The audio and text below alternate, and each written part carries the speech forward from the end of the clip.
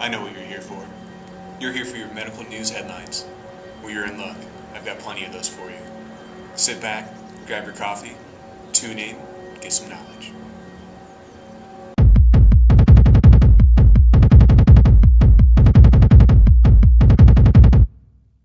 Alright, kicking off this Wednesday's medical news headlines, we head on over to topnews.us, and they're reporting that the swine flu pandemic is likely to be declared over. With the reduction in the number of swine flu infections reported around the world this year, the World Health Organization is looking ahead to declare that the epidemic is finally over. It's being reported that officials are looking at the number of people being admitted to the hospital since last year after being affected by H1N1. It has been found that the majority of the cases were merely those of seasonal flu. WHO Director General Margaret Chan has been scrutinizing the outcomes and consequences of the second round of the virus's spread this year. He has so far discovered that the virus has not resulted in severe illnesses or fatal situations in most parts of the world. And heading over to the Harvard Crimson at thecrimson.com, it's been reported that for the first time in Harvard history, the Harvard Corporation has adopted a conflict of interest policy to address the financial interests of faculty members on a university-wide basis, officials announced today. Vice Provost David Korn led the committee that drafted the initial set of guidelines by which all schools across campus will be required to develop their own set of regulations for preventing issues of financial conflicts of interest. Each school's own policy must be at least as rigorous as the ones provided by the corporation. The framework principles of the new policy include a robust system for reporting financial interests of faculty members to ensure that their research and academic activities are not compromised by industrial influences. Alright, with that, heading over to Voice of America at voanews.com, they're reporting that dissolving vaccine patch might eliminate flu shots. Researchers have developed a skin patch that could painlessly deliver vaccines through the skin, which would replace hypodermic needles.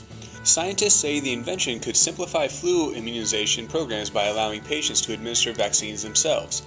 Unlike a hypodermic needle that injects a vaccine into muscle tissue, the patch contains microscopic needles that painlessly deliver a vaccine into the outer layer of the skin within minutes after being applied. Researchers developed a prototype of the vaccine delivery system, a 0.65 millimeter patch with an array of 100 microneedles carrying a single dose of an influenza vaccine, which they applied to the skin of mice. The second group of mice received the same flu vaccine through a conventional hypodermic needle injection.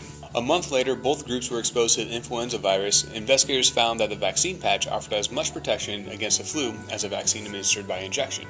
Alright, the next headline coming from nydailynews.com seems like it's sort of a cyclical report that we hear about this about once every year. They're saying that binge drinking is on the rise again. More Americans are bellying up to the bar. Binge drinking, consuming 5 or more drinks in a day, is on the rise, according to a new study on the nation's drinking habits. This trend appears consistent for everyone: men, women, blacks, whites, and Hispanics. But the people who already drink aren't drinking more.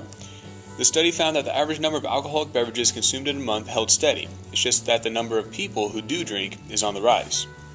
So what's causing this uptick in binge drinking, they ask? It may be thanks to the high joblessness rate, which can result in stress and alcohol use, according to the study. Also, the increase in both binge drinking and the proportion of drinkers may signal that people are more accepting of alcohol consumption and even excessive drinking. Alright, and heading over to LATimes.com, where the Los Angeles Times is reporting that cholesterol screening can be worth it. Even if you're young and feel healthy, approximately 2/3 of young adults have one or more risk factors for coronary heart disease.